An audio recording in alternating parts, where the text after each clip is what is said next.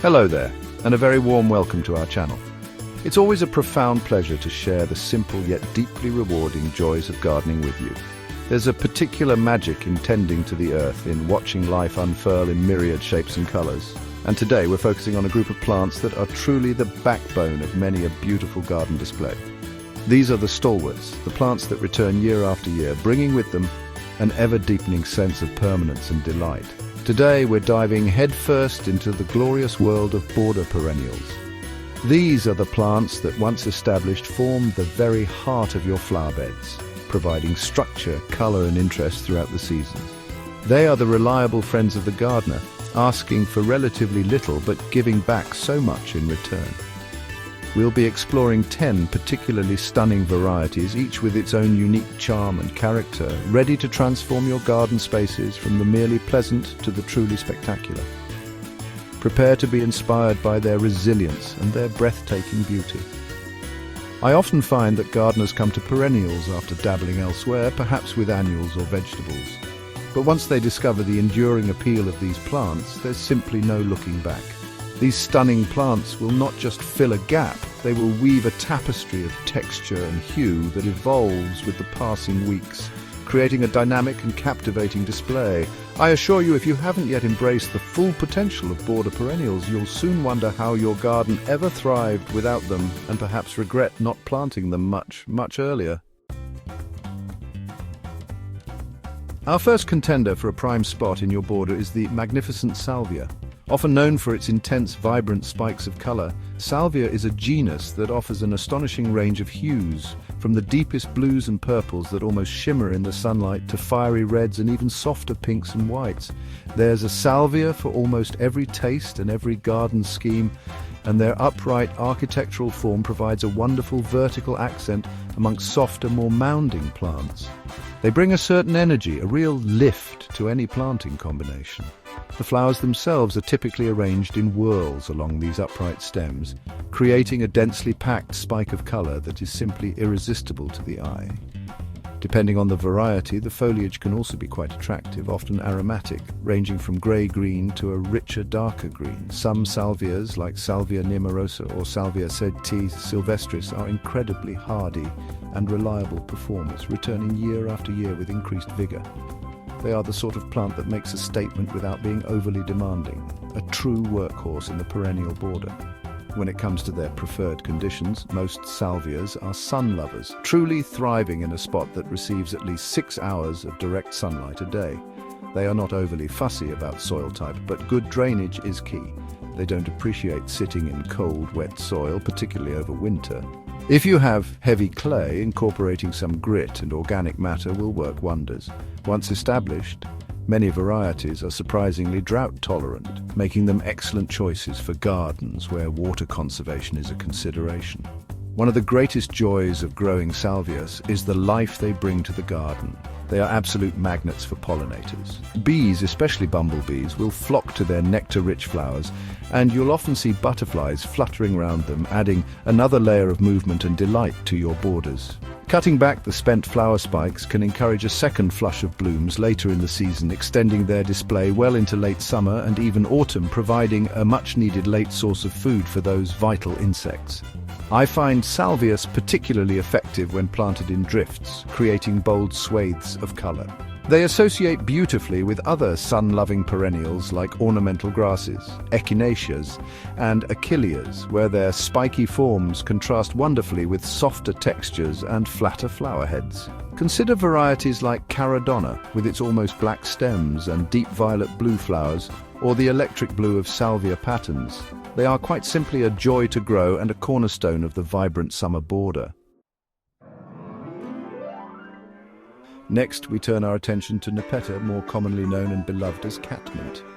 This is a perennial that exudes a gentle, informal charm, creating soft, billowing mounds of aromatic foliage topped with a haze of delicate flowers. While perhaps most famous for its effect on our feline friends, its value in the garden extends far beyond that, offering a long season of interest and a wonderfully relaxed feel to borders and pathways. It's the sort of plant that softens edges and ties other more upright plants together. The foliage of Nepeta is typically a soft grey-green, often finely textured and wonderfully aromatic, especially when bruised or brushed against. When you walk past a clump on a warm day, the scent can be quite delightful. The flowers, usually appearing from late spring through summer, are typically small, tubular, and borne in loose spikes, predominantly in shades of lavender blue, though some varieties offer white or pink blooms. The overall effect is one of subtle, misty colour, a perfect foil for brighter, bolder flowers. Nepeta is renowned for being an incredibly low-maintenance plant, a real boon for busy gardeners or those new to perennial gardening. It generally thrives in full sun, but will tolerate a degree of partial shade, particularly in hotter climates. It's not at all fussy about soil, coping well in average, even poor, well-drained conditions. Indeed, overly rich soil can sometimes lead to floppy growth. Once established, it is remarkably drought-tolerant, making it an excellent candidate for drier spots in the garden or for gravel gardens. Like Salvia, Nepeta is a fantastic plant for attracting pollinators.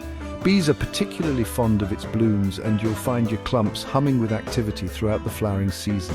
It's a wonderful plant to include if you're aiming to create a wildlife-friendly garden. One of the best things you can do for Nepeta is to give it a good shear back after its first main flush of flowers, often around midsummer. This Chelsea chop, as it's sometimes known, will encourage fresh new growth and a second, often equally impressive, display of flowers later in the season. I particularly like to use Nepeta along the edges of paths where its soft foliage can spill gently over, or at the front of a sunny border. Varieties like Nepeta Walker's Low are deservedly popular for their long blooming period and manageable size, while Nepeta Six Hills Giant makes a more substantial statement. It pairs beautifully with roses, softening their sometimes bare lower stems, and looks wonderful with silver-leaved plants or those with pink or yellow flowers, creating a classic cottage garden feel. Let us now consider Coreopsis verticillata, often called threadleaf Coreopsis, a plant that brings an undeniable cheerfulness and a sustained burst of sunshine to any garden it graces. This perennial is a real workhorse, known for its incredibly long blooming period, often starting in early summer and continuing with diligence right through into the autumn. It's the kind of plant that just keeps on giving, providing bright, happy spots of colour when other plants might be taking a pause. The most striking feature of Coreopsis verticillata is its profusion of daisy-like flowers, typically a brilliant, clear yellow, though some cultivars offer paler yellows, creamy whites, or even shades with red centres. These cheerful blooms are held aloft on slender stems, above finely divided, thread-like foliage, which gives the plant an airy, delicate appearance, despite its robust nature. This feathery texture provides a wonderful contrast to plants with broader leaves or bolder forms, adding a lightness and movement to planting schemes. For Coreopsis verticillata to truly shine, it needs a position in full sun. It revels in bright light, which encourages the most prolific flowering. Well-drained soil is also important. Like many perennials, it dislikes having its roots sit in waterlogged conditions, especially during the winter months. It's quite adaptable to various soil types, including sandy or somewhat infertile soils. And once established, it exhibits good drought tolerance, making it a reliable choice for sunny, drier areas of the garden. The bright yellow flowers are not just a delight for us. They are also attractive to butterflies and other beneficial insects, adding to the ecological value of your garden. To keep the floral display going strong, regular deadheading is highly recommended. Snipping off the spent flowers prevents the plant from setting seed and diverts its energy into producing more blooms. Some gardeners find that a light shearing mid-season can also rejuvenate the plant and encourage a fresh flush of growth and flowers. I find threadleaf Coreopsis to be exceptionally versatile. It's wonderful for the front or middle of a sunny border, where its bright colour can really lift the spirits. It looks particularly good planted in groups or drifts, creating a cloud of yellow. It pairs beautifully with blue or purple flowering plants like Salvia or Nepeta, creating a classic and vibrant colour combination. Cultivars such as Moonbeam with its pale yellow flowers or Zagreb with its bright golden yellow are excellent, reliable choices that will reward you with months of cheerful colour.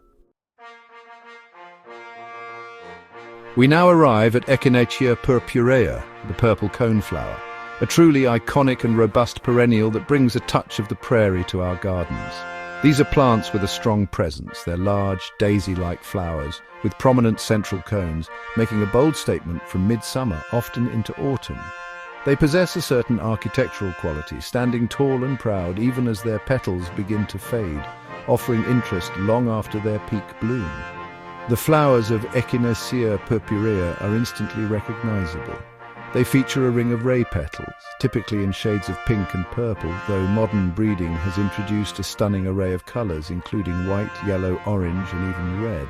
These petals often droop slightly, surrounding a large, spiky, coppery-brown central cone, which gives the plant its common name. The leaves are generally coarse, lance-shaped, and a deep green, providing a sturdy base for the impressive flower stems. Echinaceas are sun worshippers, demanding a position in full sun to perform at their best and develop the strongest stems. They are adaptable to a range of soil types, but like many of the perennials we've discussed, good drainage is paramount, particularly in winter. They are relatively drought-tolerant once established, which harks back to their prairie origins. They don't require overly rich soil. In fact, too much fertility can sometimes lead to lush, weak growth that is more prone to flopping. Beyond their visual appeal, echinaceas are a powerhouse for wildlife. The nectar-rich flowers are a favorite of butterflies, bees, and other pollinators. Then, as the flowers fade and the cones mature, they become a valuable food source for finches and other seed-eating birds during the autumn and winter months. I always make a point of leaving the seed heads standing for this very reason. They also provide wonderful skeletal structure and interest in the winter garden, especially when touched by frost. Planting Echinacea in groups of 3, 5, or more creates a really impactful display. They combine beautifully with ornamental grasses, which echo their prairie heritage, as well as other late summer bloomers like Sedum, Aster, and Rudbeckia. Consider varieties like Magnus for its classic rosy purple blooms and horizontal petals, or perhaps explore some of the newer, more unusually colored cultivars if you're feeling adventurous. They are a fantastic choice for adding height, drama, and late-season color to your borders. Our attention now shifts from spectacular flowers to spectacular foliage with the wonderfully diverse Heuchera, commonly known as coral bells. While many Heucheras do produce delicate wands of tiny bell-shaped flowers, it is primarily for their stunning leaves that these perennials are grown. They offer an incredible palette of colors, textures, and forms, making them invaluable for adding depth and interest to shadier parts of the garden, or as a contrasting element in sunnier spots, depending on the variety. The foliage of Heuchera is truly its crowning glory. You can find varieties with leaves in shades of deep purple, almost black, through to rich plums, bronzes, ambers, vibrant lime greens, silvery overlays, and even variegated patterns. The leaf shapes can vary too, from rounded and ruffled to more deeply lobed and maple-like. This incredible diversity means you can create complex and beautiful tapestries using Heuchera alone, or use them to pick up and echo colors from neighboring flowering plants. Most Heucheras prefer a position in partial shade, especially in hotter climates where the afternoon sun can scorch their leaves. Morning sun is generally well tolerated and can even enhance the color of some varieties. They require well-drained soil, rich in organic matter and consistent moisture, though they dislike being waterlogged. Good drainage is particularly crucial during winter to prevent crown rot, which they can be susceptible to. A mulch of leaf mold or garden compost can help retain moisture and suppress weeds. The flowers, though often secondary to the foliage, can be quite charming. They're typically small, bell-shaped blooms held on slender, wiry stems that rise above the foliage mound, usually in shades of white, pink, or red. These airy flower spikes can attract hummingbirds and other small pollinators, adding a delicate touch of movement. If the flowers are not to your taste or you want the plant to focus its energy on leaf production, you can simply snip them off. Heucheras are incredibly versatile. They make excellent ground cover, especially the more vigorous varieties, and are perfect for edging paths or borders in shady or semi-shady areas. They look wonderful planted in containers, where their foliage can be appreciated up close and combined beautifully with other shade lovers like hostas, ferns, and astilbes. Consider varieties like Palace Purple for its classic deep bronze purple leaves, Lime Marmalade for a zesty citrus punch, or Obsidian for an almost black, glossy foliage. They truly are jewels for the garden. We now come to a stalwart of the garden, the true hardy geraniums, often referred to as crane's bills to distinguish them from the tender pelargoniums that are also commonly called geraniums. These are wonderfully versatile and reliable perennials, offering a vast range of flower colors, foliage textures, and growth habits.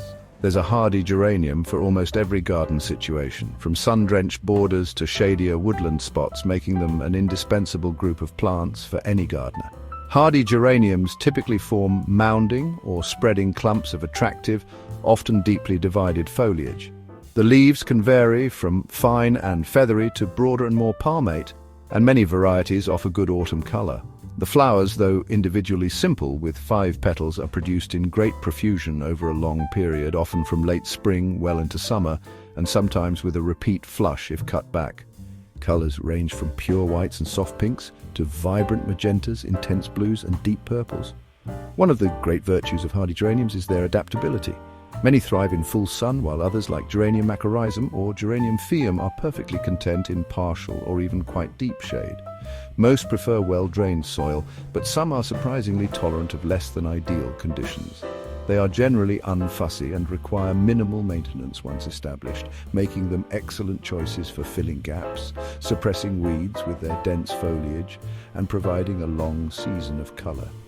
Many hardy geraniums are excellent for attracting bees and other pollinating insects, their open-faced flowers providing easy access to nectar and pollen. Some varieties, like Geranium roseanne, are famed for their incredibly long flowering season, blooming almost continuously from early summer until the first frosts. A light shearing after the main flush of flowers can often encourage fresh foliage growth and further blooming for many types, keeping them looking neat and tidy.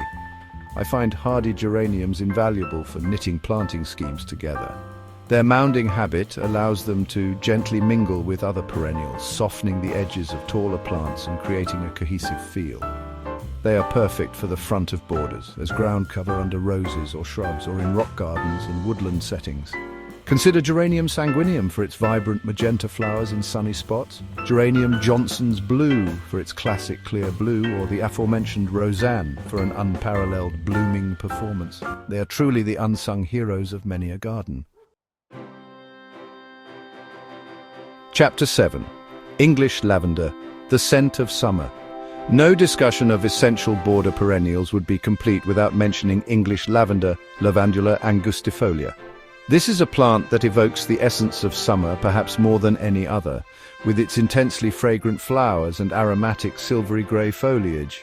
It brings a touch of the Mediterranean to gardens far and wide, and its classic charm makes it a perennial favourite for borders, herb gardens, and formal knot gardens alike. The scent alone is enough to transport you.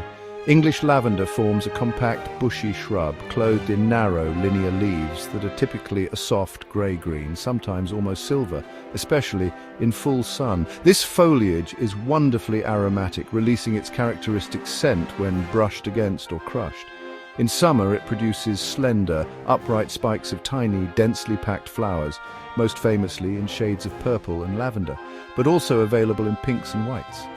These flower spikes stand proudly above the foliage, creating a haze of colour and fragrance. To thrive, English lavender demands full sun. The more, the better. It also requires exceptionally well-drained soil. It abhors wet feet, particularly in winter, and will quickly succumb to root rot if left in waterlogged conditions. Sandy or gravelly soils are ideal, and if you have heavier clay, it's crucial to improve drainage by incorporating plenty of grit. It's a plant that flourishes on what might seem like neglect to other plants, preferring relatively infertile soil. The fragrance of lavender is, of course, one of its primary attractions, but it's also a magnet for bees, butterflies, and other beneficial insects. The sight and sound of bees buzzing contentedly amongst lavender spikes is one of the quintessential summer garden experiences. Pruning is key to maintaining a healthy and compact lavender plant. It should be pruned quite hard after flowering, typically in late summer, cutting back into the leafy growth, but avoiding cutting into old bare wood as it may not regenerate from there. English lavender is perfect for creating low hedges, edging paths and borders, or planting in sunny, dry spots where other plants might struggle. It looks wonderful in gravel gardens, Mediterranean-style plantings, and herb gardens. It pairs beautifully with other sun lovers like roses, Santorina, also known as cotton lavender, and ornamental grasses. For a classic look, consider varieties like Hidcote with its deep purple flowers, and compact habit, or Munstead, which is slightly earlier flowering and also very popular. Its enduring appeal is truly timeless. Let's now explore the merits of Yarrow, or Echinacea, a hardy and wonderfully resilient perennial known for its distinctive flat-topped flower heads and feathery, often aromatic foliage. Echinaceas bring a unique structural element to the border, their broad flower clusters providing a perfect landing pad for insects and a striking contrast to plants with spiky or rounded flower forms. They have a certain wild charm, reminiscent of wildflower meadows, yet many cultivars offer sophisticated colors perfect for more formal garden designs. The flowers of Echinacea are composed of many tiny individual florets, tightly packed together to form broad, plate-like corymbs. These come in a wide array of colors, from the traditional creamy whites and sunny yellows of species like Echinacea millefolium to cultivated varieties offering shades of pink terracotta, deep red, and even apricot. The foliage is often finely dissected fern-like in appearance and can range from green to grey-green, sometimes with a silvery hue, and is frequently aromatic. Yarrow is a sun-loving plant, through and through, performing best in a position that receives ample direct sunlight throughout the day. It is exceptionally tolerant of dry conditions and poor soils once established, making it an excellent choice for challenging sunny spots in the garden. In fact, overly rich or moist soils can lead to floppy growth and a shorter lifespan, so it's best to provide lean, well-drained conditions. This toughness makes it a wonderfully low-maintenance addition to many gardens. The flat flower heads of Echinacea are incredibly attractive to a wide range of beneficial insects, including hoverflies, lacewings, ladybirds, and parasitic wasps, as well as bees and butterflies. This makes them a superb plant for an ecological or wildlife-friendly garden, helping to support a healthy garden ecosystem. The flower heads also dry exceptionally well, making them popular for dried flower arrangements, retaining their color and form for a long time. Deadheading spent blooms can encourage further flowering. I like to use Echinacea in the middle or back of a sunny border, where its height and unique flower shape can be appreciated. It combines beautifully with ornamental grasses, Echinacea salvius, and other prairie-style plants. The contrasting forms create a dynamic and interesting display. Consider varieties like Echinacea moonshine for its classic soft yellow flowers and silvery foliage, terracotta for its lovely earthy orange tones that fade to yellow or coronation gold for a bolder, brighter yellow. They are truly valuable for their long season of interest and their architectural presence. As the gardening year begins to wane and many plants are past their best, Sedum, particularly the well-loved variety Autumn Joy, now often classified as Hylotelephium herbsfreude, steps onto the stage to provide a magnificent late-season display. These succulent perennials are invaluable for their structural form, their ability to attract late-season pollinators, and the wonderful transition of color their flower heads undergo as autumn progresses. They are a true beacon in the fading garden. Autumn Joy and similar sedums form sturdy, upright clumps of thick, fleshy, succulent leaves, typically a grey-green or blue-green color. These leaves store water, which contributes to the plant's excellent drought tolerance. In late summer, large, flat-topped flower heads begin to form, initially a pale greenish pink. As autumn approaches, these gradually deepen in color, transforming through shades of rosy pink to a rich coppery red, and finally to a deep russet brown as winter sets in. Sedums are sun lovers, requiring a bright open position to thrive and develop the best flower color. They are very adaptable to soil type, as long as it is well drained. They will not tolerate sitting in wet, boggy conditions, which can lead to crown rot. Their succulent nature makes them exceptionally drought tolerant once established, making them ideal for drier parts of the garden, rock gardens, or areas that receive less frequent watering. They are incredibly resilient plants. The flower heads of Sedum Autumn Joy are a vital late-season food source for bees, butterflies, and hoverflies, often buzzing with activity on sunny autumn days when little else is in bloom. I always recommend leaving the dried flower heads and stems standing throughout the winter. They provide important habitat for overwintering insects and look wonderfully architectural, especially when dusted with frost or snow, adding much-needed structure to the winter garden. These sedums are perfect for the front or middle of a sunny border, where their bold form and late color can make a real impact. They combine beautifully with ornamental grasses, asters, and other late-season perennials. The transition of color is a particular delight, offering weeks, even months of changing interest. Other excellent varieties include Matrona, with its darker purple-tinged stems and leaves, or Purple Emperor for its very dark foliage. They are a reliable and rewarding presence in any late summer and autumn garden. Finally, we arrive at the Shasta Daisy, Leucanthemum X Superbum, a perennial that embodies classic cottage garden charm and cheerful simplicity. With its large, pristine white daisy-like flowers and bright yellow centers, the Shasta Daisy brings a clean, fresh and uplifting presence to any border. It's a plant that has been beloved by gardeners for generations, and for very good reason. It's reliable, long-flowering and simply beautiful. The quintessential Shasta Daisy flower features a ring of pure white ray petals surrounding a sunny yellow central disc. These blooms can be quite large, often several inches across, and are borne on sturdy, upright stems. There are single-flowered varieties, semi-doubles and fully double forms, offering a surprising amount of variation within the classic daisy look. The foliage is typically a glossy, dark green, often toothed or lobed, forming a neat clump at the base of the plant. Shasta daisies are happiest in a position that receives full sun, as this encourages the most prolific flowering and the strongest stems. They prefer moderately fertile, well-drained soil. While they appreciate consistent moisture, especially during their blooming period, they do not like to be waterlogged, particularly during the winter. Good air circulation around the plants can also help to prevent any fungal issues, though they are generally quite robust. These cheerful flowers are attractive to bees, butterflies, and other pollinators, adding life and movement to your garden beds. They also make excellent cut flowers, bringing their simple beauty indoors to brighten up a room. Regular deadheading of spent blooms is highly recommended, as this will significantly prolong the flowering season, often encouraging new flushes of flowers from early summer right through into the autumn in some cases. Dividing clumps every few years can also help to maintain their vigor. Shasta daisies are wonderfully versatile in the garden. They look at home in informal cottage garden schemes, mixed perennial borders, and even more contemporary plantings where their clean lines can be appreciated. They combine beautifully with almost any other color, acting as a bright, refreshing counterpoint. Consider planting them alongside blue delphiniums, pink phlox, or colorful salvias for a classic summer display. Varieties like Becky are known for their robustness and long bloom time, while Snowcap is a more compact form, ideal for smaller spaces or the front of the border. They are quite simply a horticultural delight. And there we have it, 10 truly stunning border perennials, each with the power to bring so much enduring beauty and life to your garden spaces.